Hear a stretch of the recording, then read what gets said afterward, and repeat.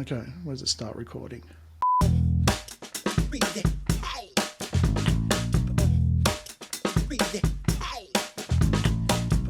Hey everyone, welcome back to this week's Remind podcast. My name's David Masterton and I'm joined by Dr. Ashleigh Moreland. And today we are talking about how to observe yourself. Now, this is probably going to be a little bit of how to do it within your brain or within yourself. But I think what's going to be really important, which what we touched on last week, is how you can actually observe yourself with practical tools. So I believe 7 days ago, Ash was mid-talk on... 3 minutes ago. on ways in how you can see and observe yourself in a conversation where you're dealing with tricky feelings and emotions. And using cameras was involved. But before I let Ash go, because I know she's been holding on for it for 7 days and she can hold on for another couple of minutes, I used it in a very toxic way in the past. Because when I'd have arguments, I would need an audio recording to prove the other person wrong. And that was my whole intent because I knew what I was doing. And I've got to say, if you're using it in that, you're simply using it to confirm your own bias. Yes. We are not talking about that. We are talking about using it in a way where you can reflect on yourself. Because I've had a previous partner just sort of say to me, just look at your face as she's talking to me. I'm like, well, I can't, and there's probably nothing wrong with it. What the hell are you talking about? Now, I have a fairly expressive face, and I don't know that sometimes I'm probably looking like I'm smelling a turd as stuff is coming out of her mouth that I potentially don't like. I'm simply unaware of it. So these could be things that then would go from, should be saying something, I would be responding, saying the right words, but my energy's off. And then probably as part of that, my face is doing that. So I'm not saying I'm the same person anymore. There's probably a few artifacts left of that person that we're still dealing with, but mostly not. But if I was back at that person, I think the tip that Ash was talking about. So if you want to just recap. Yeah, I'll reiterate. Yeah. What I was saying is that often when I work with couples, I will say to them, because obviously they might come to me for 1 hour, but then they go and live a whole lot of life outside of that. Yep. And there's a lot of conversations that happen. There's a lot of things that come up. And so I'll say to them, if you are going to have an important conversation, sit down with intention and actually set up your phone and record it as a video. It has to be a video recording your face. Yes, video recording. But I usually say set it up each. So different perspectives, different angles. The reason being is your conversation is going to happen the way that the conversation happens. That's okay. But actually, the point is after the conversation, not immediately. Sometimes it might take several days before the emotions have cooled off. Sit down and watch the recording. And the reason that this is so important is because when you watch the recording, you get to see all of your unconscious mannerisms. You get to see the expressions on your face. You get to see the way that your energy and your body language is actually showing up. And what we know about communication is that actually non-verbal communication is the majority of communication. And so people focus so much. I can't tell you how many couples will sit there and go, well, he said this, and they focus on the words, or she said that. They focus on the words that are being said without realizing that the words that are being said is such a small proportion of communication and what contributes to the success or failure of that conversation. And so the really cool thing is you can apply this to absolutely everything. When I do business coaching and masterminding, it doesn't matter the setting. And I recently just did it at a business event where we were having a conversation about my business. And I sat my phone literally just up against a glass of water on the table in front of me and said, I'm just going to record myself while we have this conversation. And I put it on selfie mode and press play. press record. The reason that I do that is because even in business conversations or conversations where we're talking about my business, I want to be able to look at my unconscious behaviors and unconscious expressions. Because if someone asks me a question about something, if someone asks me a question about a team member or a sales process or anything, I can use words which will be the manifestation out of my mouth of the story I'm telling myself. But often there's a mismatch between the story I'm telling myself and what's happening in my body. And so if I can observe that and I see the big deep breath in, or I see the moment where I sit back in my chair, or I see the moment where I hunch over, or I see the moment where I can literally see in my body language, oh, what was that about? What came up for me just there? All of a sudden, there's a mismatch between the story my body is telling versus the story that's coming out of my mouth. And so this is a really silly one, but with couples, I'll use the example of, I do love you, right? Now, if you just... Okay. It's hilarious when you actually have it mapped out like this. But an example of someone saying the words, the actual words, I do love you. But if you were recording them and they said those words in an interaction, and their body language is aggressive, their tone of voice is condescending, well, I do love you. That's why I had to laugh straight away. I'm like, wow, have I heard that one before? Yeah. Right? But the words are saying one thing, but everything else, the story that everything else says, is not expressing the message of I do love you. And showing people the visual of that mismatch between this is who I think I am. And if I was writing my dating profile, I'd be like, I'm such a this and I'm that. And I love conversations about this. And I would think I'm a pretty good catch. But if my dating profile was a set of recordings of every date that I had ever been on. Okay. I mean, just the table kind of conversation dates, right? Well, right. Not other dates. Imagine if I had to do video evidence of my relational, emotional intelligence, communication, conversation skills, would that tell the same story as what I'm trying to depict in my dating profile? And honestly, most of the time it wouldn't. And I find this so baffling. I say to people, get over your ego, record yourself and simply watch it with curiosity. And I don't know if it was at the start of this or last week, but I said the important thing is you are responsible for watching you. You are not to be judging and nitpicking the other person.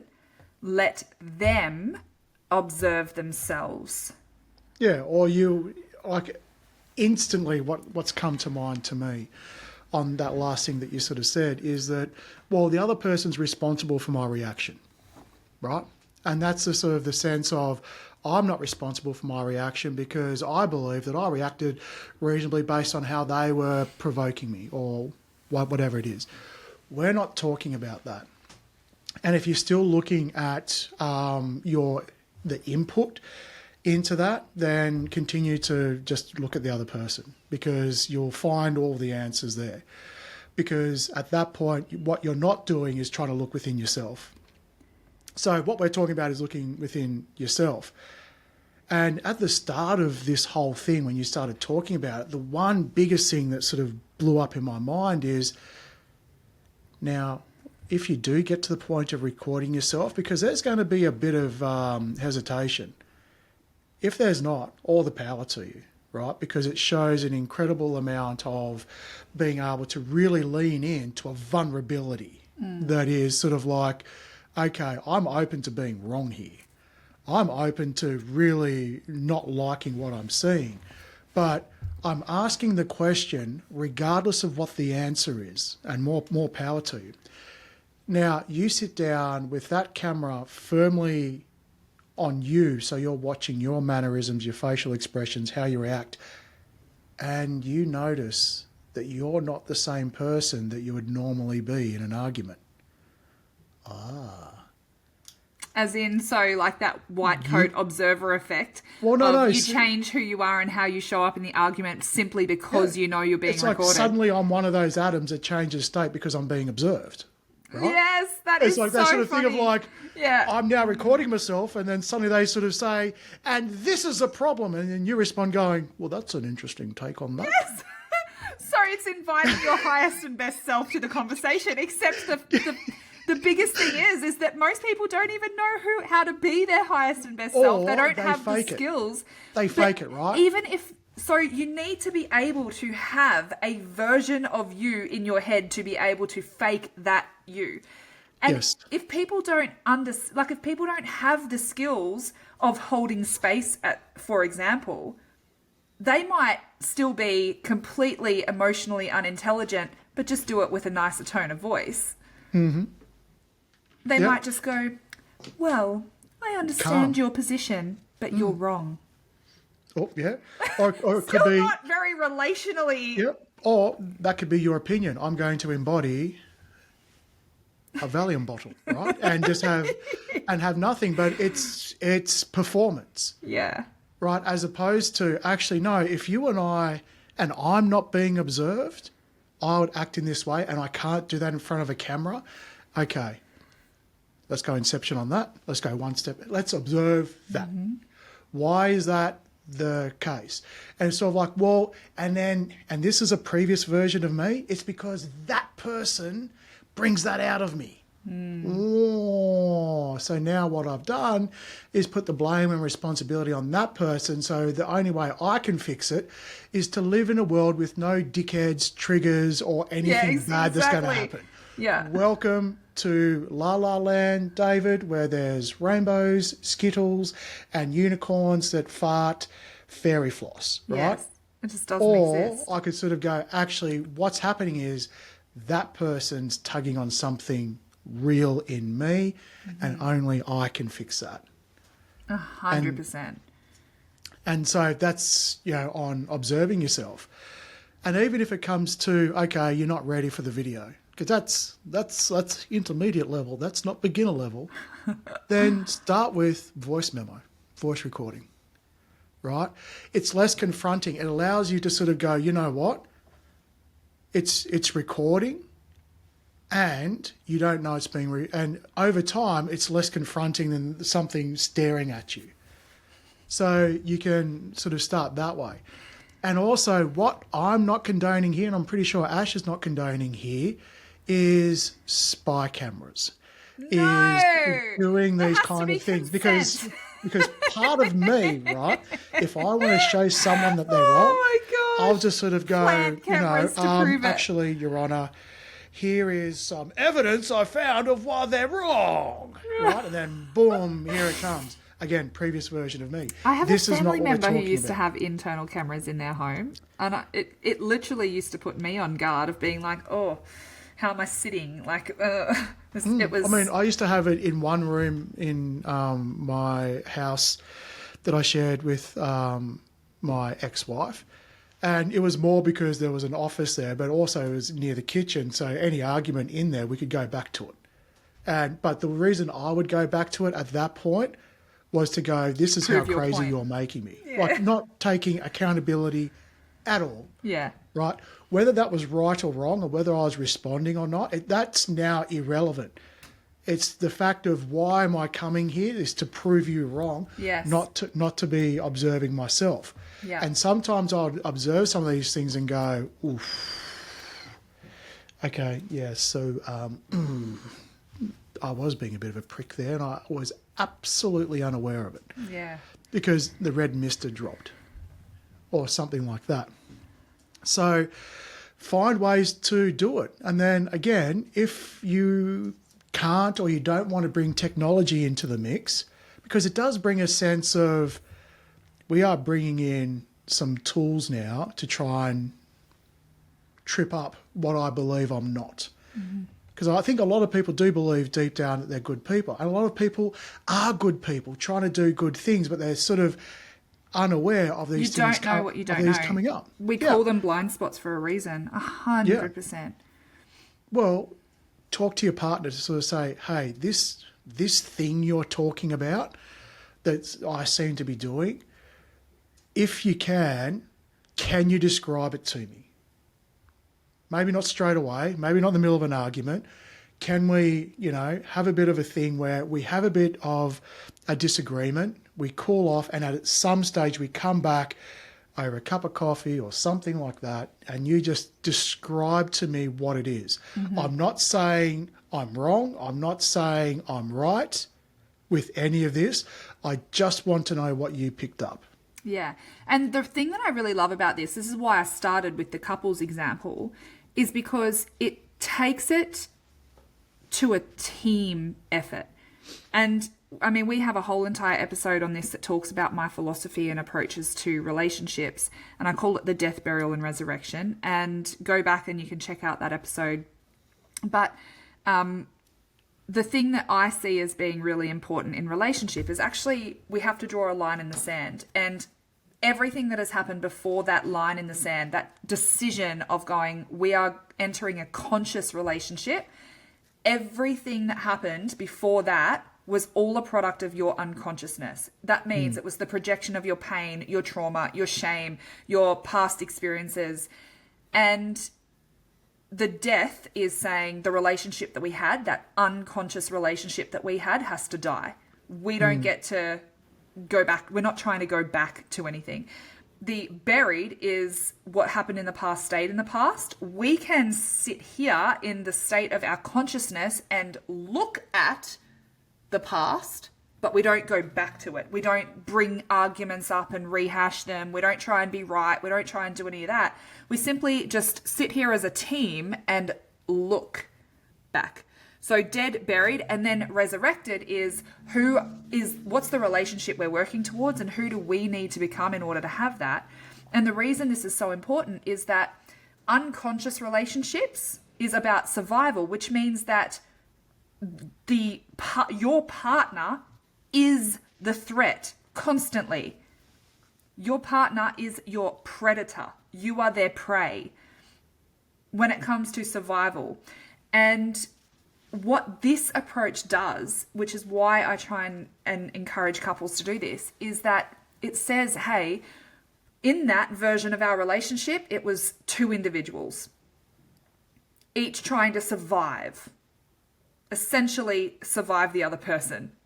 In this new conscious version of our relationship, it's us, it's we. We are in this together. Who do we need to become to have the relationship that we desire? And that is the cumulative product of two parts. So it's drastic self-responsibility. It's sitting there going, what was my contribution? Oh, I can see how my facial expressions there might have made you feel like I wasn't listening, like you didn't have my full attention. Or you completely disagreed and weren't paying attention. Yeah, I can see how I checked out when you were getting emotional there. Like, oh my gosh, it's such an opportunity for people to feel seen and heard and valued, loved, witnessed, supported in that.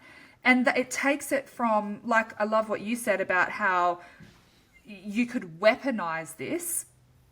If you weaponized it to use it as evidence, to use it as proof, to use it as justification, you've completely missed the point. It's a toxic relationship. Get out.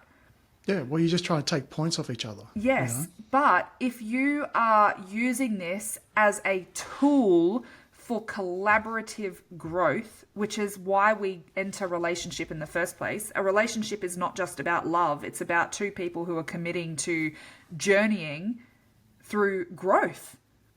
The whole point of a relationship is you're supposed to grow together. That's love. So can we partner together and collaboratively support each other and be each other's teammates for our growth, so that collectively our relationship can grow too? And I think that's something that, you know, I'm not perfect at this yet.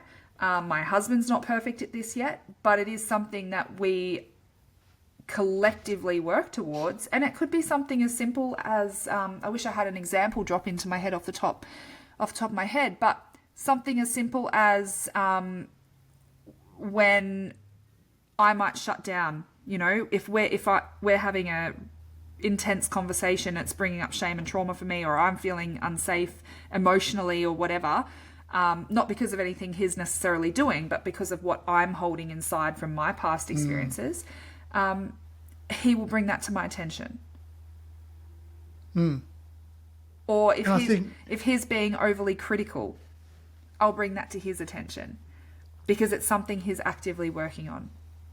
And I think when you sort of talk about the fix lies solely within you.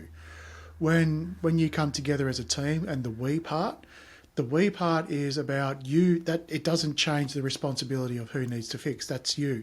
But what you're allowing in the we part is someone to hold a mirror up. And holding a mirror up can be used as two ways. It's that sort of genuine, this is what's happening, or it could be, I'm going to exaggerate what's going on to make you feel like crap and weaponize the mirror. Yeah. Right? And so only you know how you're doing it. And so that's where it really comes with two people wanting the same thing and aligned on becoming better when you're wanting to sort of go, because I've known times in the past before I even started any of this where I'd hold up a mirror but just rattle off the highlights of how crap you are. Yes, right? It's like, see, now do you see how shit you are? Look at how shit you are. Exactly, and that's not being a mirror. But some people say, I'm just holding a mirror back up. Oh. I know. Well, yes. When was the last time you stood in front of a mirror and it showed you only what it wanted to show you? Yeah. It doesn't. It just simply reflects. So for human beings, we're not an inanimate object. Yeah.